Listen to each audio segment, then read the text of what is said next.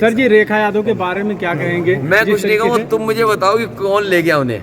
पता नहीं, हमें नहीं था, हम भी तो इसी उन्हीं को ढूंढ रहे हैं, कौन ले देखो, गया। हमें कुछ नहीं पता, हमें तो ये पता है कि हमारी पार्टी से वो छोड़ के चली गई। तो अब ले कौन गया ये नहीं पता, और क्या शर्त पे गई है वो ये नहीं पता। कोई तो वैसा होगा जाने का। अरे मैं खुद ही ढूंढ रहा हूँ, जानना चाहता हूँ। मनोज यादव का टिकट कैंसिल करके उनको दिया गया था और 2 दिन प्रचार करने के बाद वो छोड़ के चली गई, ऐसा क्यों किया उन्होंने? ये मध्य प्रदेश के लोगों के लिए नई पहेली नहीं है जी। याद कीजिए, कांग्रेस की सरकार थी, बीजेपी के बनाने के लिए, और बीजेपी ने कितने विधायकों को किस दाम में लिया, कैसे क्या किया, वो आप लोग जानते हो।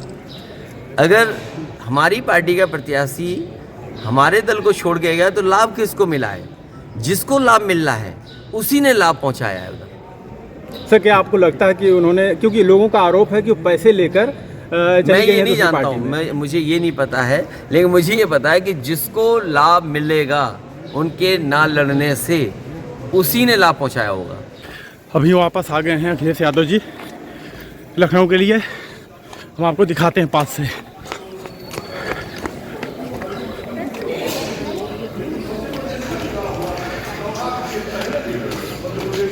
सर थोड़ा सा प्लीज सर।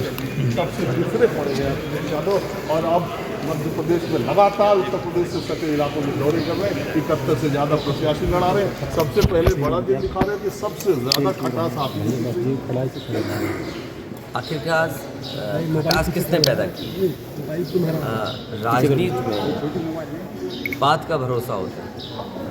अगर कांग्रेस को समझौता नहीं करना था तो हमारी पार्टी के लीडर्स के साथ कांग्रेस को नहीं बैठना चाहिए था, ना चर्चा करनी थी। बात वो ख़त्म हो गई कि कांग्रेस पार्टी कोई अलायंस नहीं कर रही समाजवादी पार्टी में से स्टेट इलेक्शन में।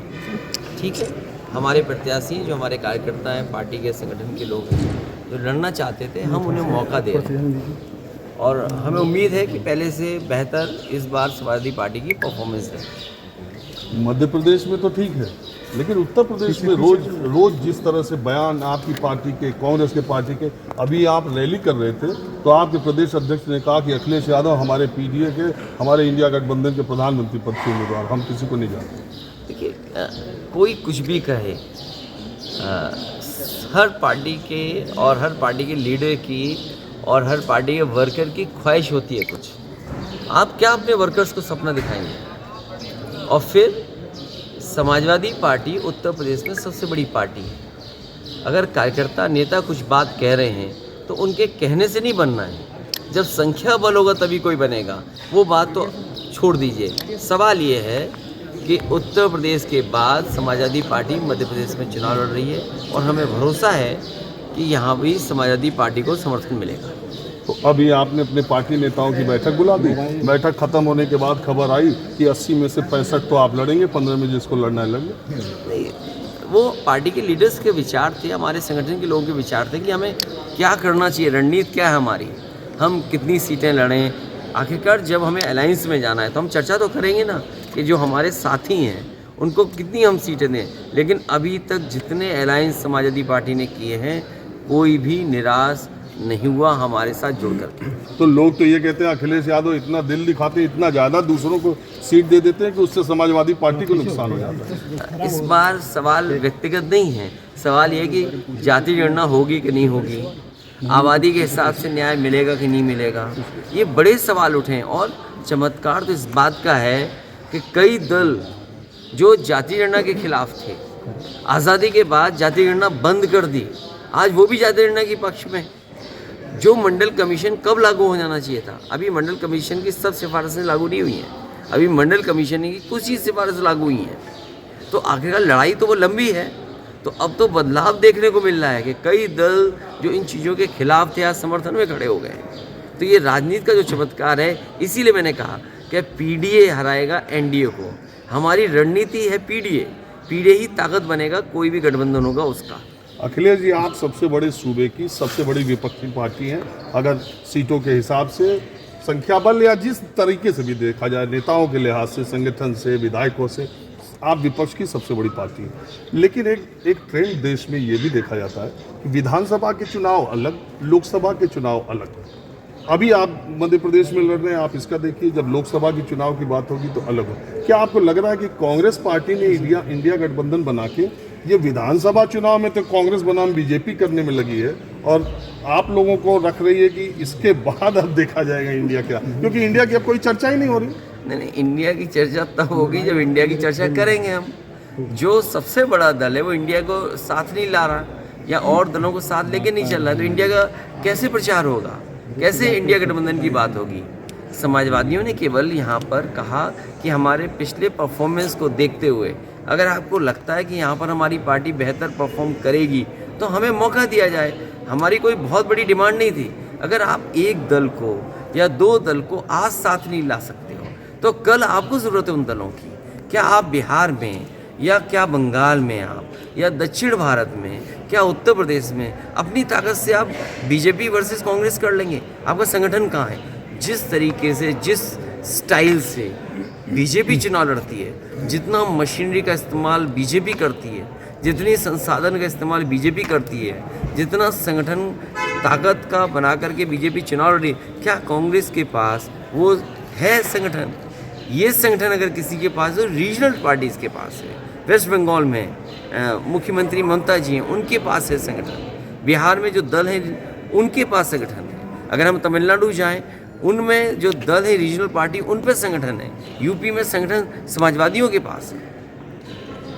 अभी कल नीतीश जी सार्वजनिक, आपको खबर पता ही होगी, सार्वजनिक मंच से उन्होंने कांग्रेस पार्टी को लताड़ा और कहा कि इंडिया गठबंधन में कांग्रेस की कोई दिलचस्पी नहीं।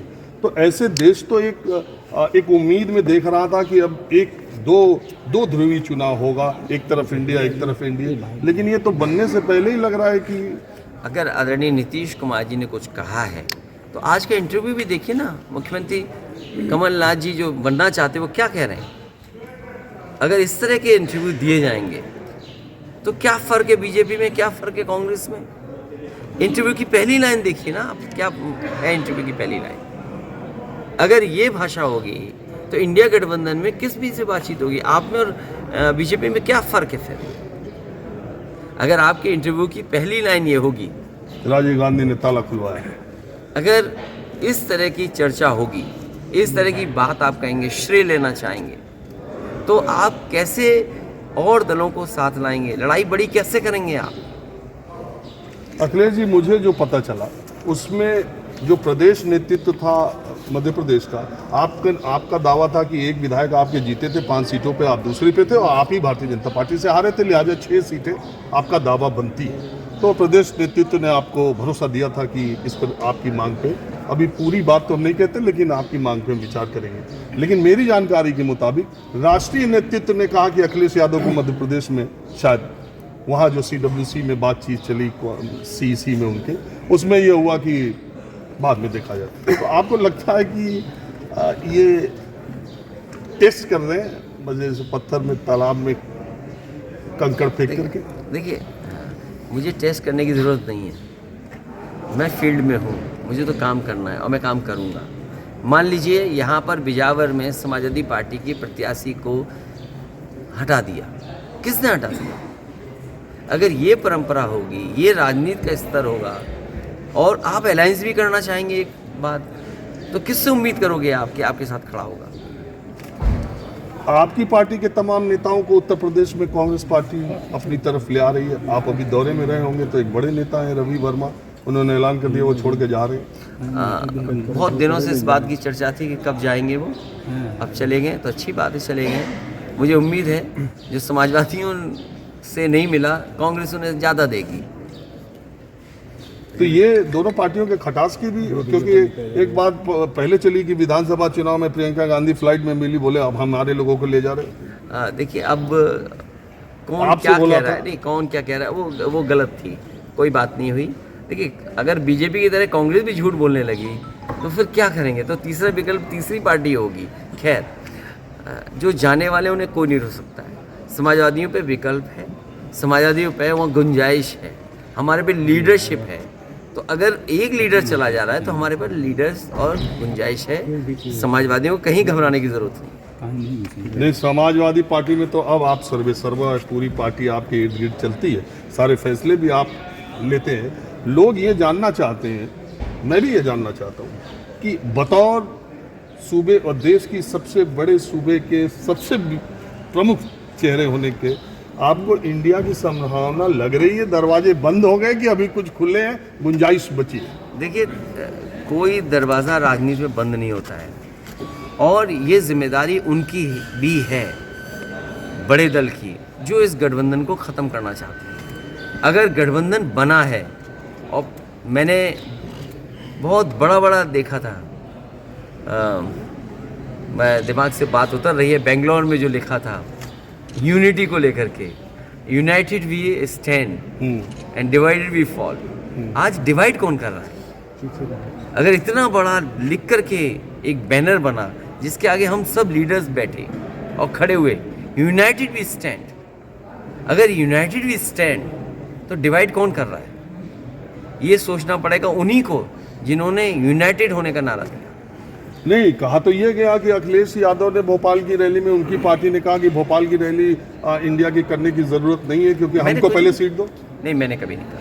ये जिसने भी कहा वो आपको झूठ बोल रहा है और झूठ बोलने वाले ही यही बात कह सकते हैं। अच्छा, ये अरविंद केजरीवाल, अंतिम सवाल है, अरविंद केजरीवाल ईडी के संबंध पे भी जा नहीं रहे, ये कहना कि विरोधियों पर संबंध ईडी और सीबीआई कर रही है, और इलेक्शन के वक्त खासकर वैभव गहलोत को आप देख रहे हैं सब तरफ, तो विरोधी दल के नेताओं पर ये आरोप लग रहे हैं, तो ये इसको शील्ड के तौर पे इस्तेमाल कर रहे हैं? देखिए, इस चीज़ को हम लोग पहले से फेस कर रहे हैं।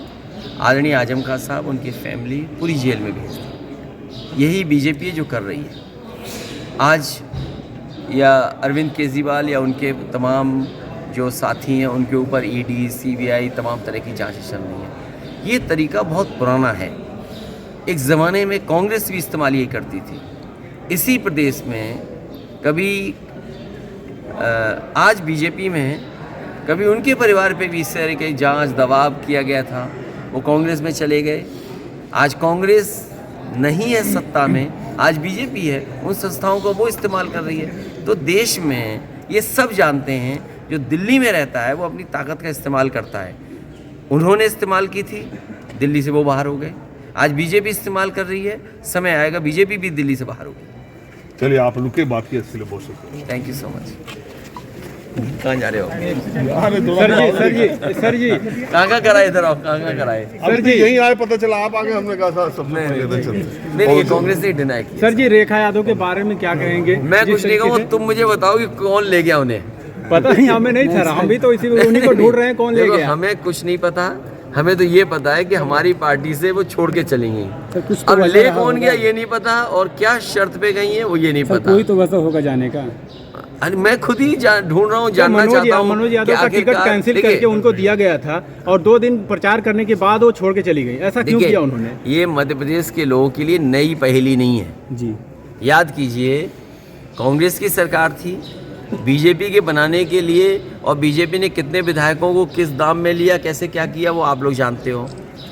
अगर हमारी पार्टी का प्रत्याशी हमारे दल को छोड़ के गया तो लाभ किसको मिला है? जिसको लाभ मिल रहा है उसी ने लाभ पहुंचाया है उधर। सर, क्या आपको लगता है कि उन्होंने, क्योंकि लोगों का आरोप है कि वो पैसे लेकर मैं ये नहीं जानता हूँ, मुझे ये नहीं पता है, लेकिन मुझे ये पता है कि जिसको लाभ मिलेगा उनके ना लड़ने से उसी ने लाभ पहुंचाया होगा।